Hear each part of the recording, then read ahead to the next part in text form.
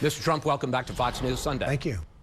This may sound harsh, but are you in the process of blowing your campaign for president? I don't think so. I just got great polls from NBC nationwide. I think that we're doing very well. Don't forget, you have been thinking about that or asking me that question numerous times over the last, since June 16th. I've had the statement made many a times. He just blew his campaign, only to end up having higher poll numbers. But you'd like to talk about polls? Let's talk about some. In a Wisconsin poll a month ago, you were leading Cruz by 10 points. In the same poll, the Marquette poll out this week, you're now trailing Cruz by 10 points. In the latest Fox poll, 67% of women nationally now have an unfavorable view of you.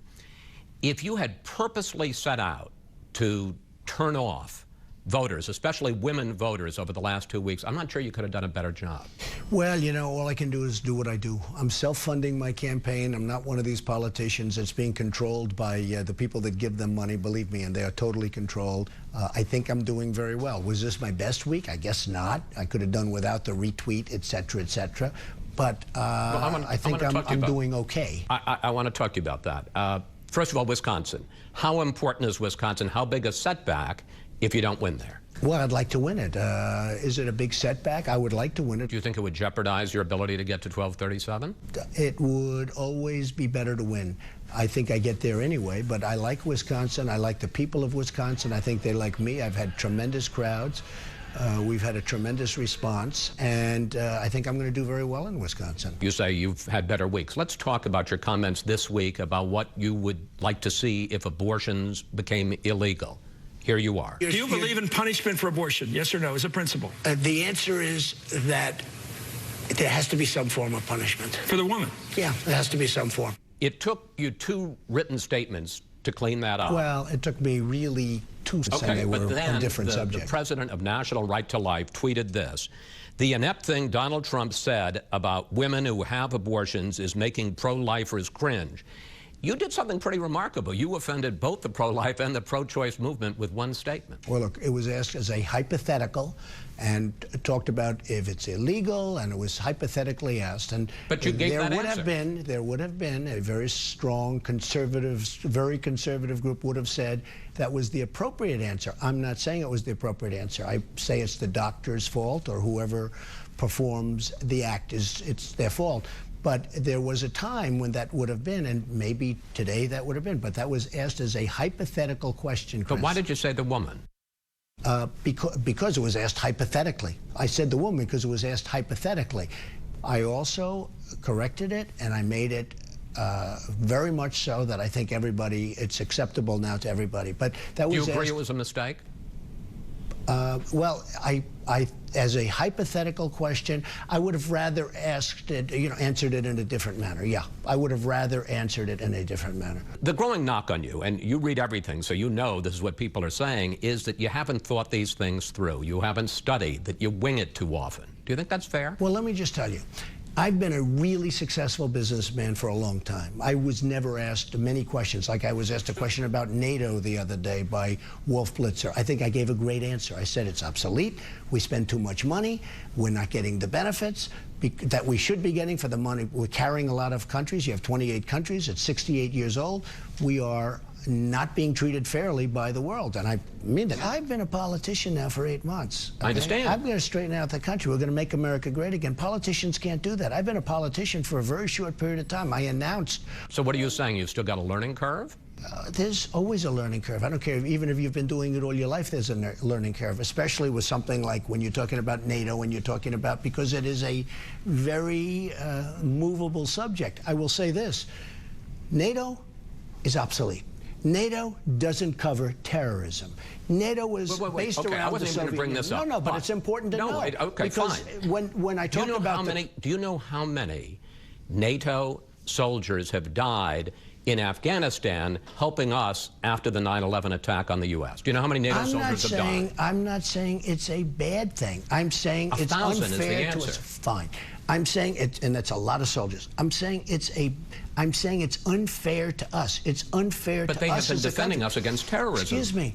We are paying so much money disproportionately. We have countries that are being carried along. It's not fair to the United States, not fair to the citizens, and not fair to the taxpayers. And what I said was exactly right. Now, when they cover it, they say Donald Trump doesn't like NATO.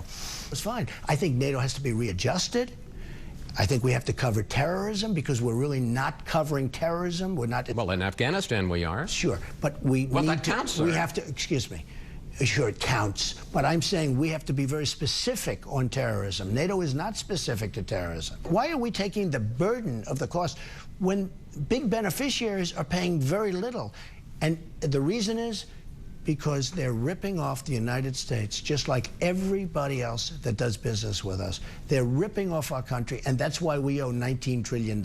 You talk about the fact that you've only been a politician for 8 months, but there are other issues that you've gotten in trouble on in the last week or so that have more to do with just judgment and temperament. For instance, the fact that you spent days going after Ted Cruz's wife and her looks. Excuse me. Wait, let me just ask Ted the Cruz question. came after me. And no, he didn't. Well, he did through my wife. No, he didn't. Took a picture. No, he didn't. Oh, of course he did. Of course he did. Do you have any evidence that he knew about the attack by the independent super PAC? My evidence is total common sense. He knew those people. Those people were 100% for them. They coordinated together. I have no doubt about it in a million years. He did that attack, and this was just Even retaliation. if he did, was it worth you just spending a week no, on? I would say probably not. If I had it to do again, I probably wouldn't have sent it. I didn't think it was particularly bad, but I probably wouldn't have sent it. But this was a response. This wasn't me starting something. This was a response. The Michelle Fields battery case, your campaign manager said he never touched her. You said she made it up. Then one of your surveillance videos, I got to say, you got your places covered. I have them very well covered. Showed, and I was very happy to give. I was very touch. happy to give them that tape. He showed, in fact, that he did touch her, and then you said this. I think it's something that's disgraceful. I think that you as a reporter and all of you as a reporter probably get treated a lot rougher than that on a daily basis. I agree with that. Question: why not just apologize to her? Because, I mean, he did grab her. Because let me tell you why.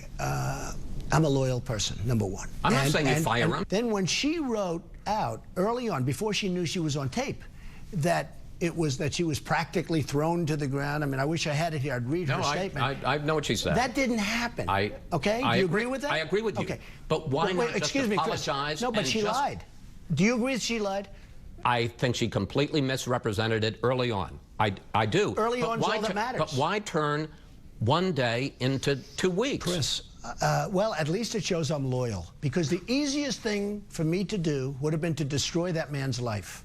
And I would have fired him immediately. Had she fallen to the ground or almost fallen to the ground like she said, she didn't even change the expression on her face. She kept walking. So you have no regrets about letting this thing go on for 2 weeks? Chris, I think frankly, I don't think she would have accepted. I think she would have used that as ammunition against. A lot of times when you apologize, they use it as ammunition against. The easier thing would have been, Corey, you're fired. You know, I'm very good at that, okay? Okay? But I don't want to ruin. The man has a wife and 4 beautiful children. He lives in New Hampshire. He's a good person. I don't want to destroy him. You weighed in this week on foreign policy, national security.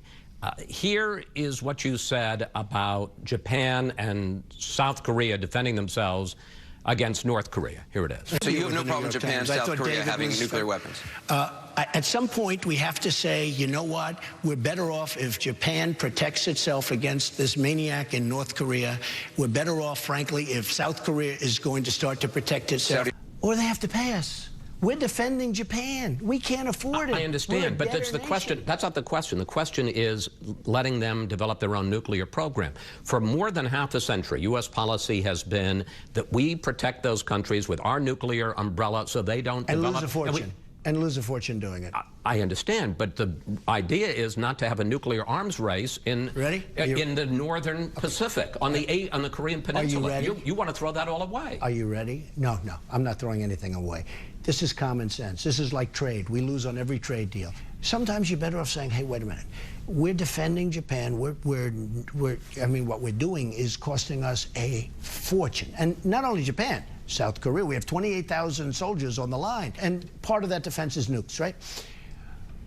At some point, they have to pay us because we cannot continue. But they do pay us. They pay us peanuts. They pay us almost $1 billion, South Korea, I think $2 billion in Japan. That's peanuts compared to what we're talking about and compared to the real cost. You want to have a nuclear arms race on the Korean Peninsula? In many ways, and I say this, in many ways the world is changing. Right now you have Pakistan, and you have North Korea, and you have China, and you have Russia, and you have India, and you have the United States, and many other countries have nukes. It's not like, gee whiz, nobody has them. So North Korea has nukes. Japan has a problem with that. I mean, they have a big problem with that. Maybe they would, in fact, be better off if they defend themselves from North Korea. Maybe we would be better off, including with nukes. Yes, including with nukes. And South Korea with nukes. South Korea is right next door. Just so you understand. But that means you're going to have a nuclear arms race on the Korean Peninsula. You already have it, Chris. You already have a nuclear arms race. When a guy like Kasich gets up and talks about Trump wants to give everybody missiles, I don't want to give missiles. And by the way, I'd leave it the way it is. Ideally, my number one choice is leave it the way it is, but they have to pay us because we cannot afford to continue to lose the billions and billions of dollars that we're losing in order to defend Japan and Germany and South Korea and Saudi Arabia. This week, you said you no longer continue to pledge that you will support the Republican nominee for president. Then on Thursday, you had a meeting with the RNC that you said was very nice and they treated you well. So, are you pledging to support the nominee or not? I will be looking at who the nominee is, and I think people will be very happy with my decision. Here's the point. In South Carolina, it turns out you took a pledge to support the nominee. If you break that pledge, then you lose all those delegates. So are you going to keep the pledge or not? What the real point I made in that whole transaction or, talking point that you're talking about was that I released Ted Cruz. He does not have to endorse me if I win. I think I'm going to win, but he doesn't have to endorse me. I don't need his support. I have the support of the people. But you still need their support if you're going to beat their support the Democrat. Great. Look, I was very popular Don't you want a united party? I'd like to see a united party, but I also watched the turmoil in his brain when they were talking about Trump and support and, well, I don't know, he's going crazy. All I want to do is relieve the pressure. He's a man does not react well under pressure. I've watched him. He's a basket case. So in order to relieve the pressure, I'm telling you, Ted, don't worry about it. You don't have to endorse me. Are you ruling out running as an independent third-party candidate? Are you ruling that out? Look, I'm by far the front runner as a Republican. I want to run as a Republican. I will beat Hillary Clinton. But if you don't get the nomination? We're going to have to see how I was treated. I'm going to have to see how I was treated. Very simple. So you're not ruling it out? I just want to be treated. It's not a question of win or lose. It's a question of treatment.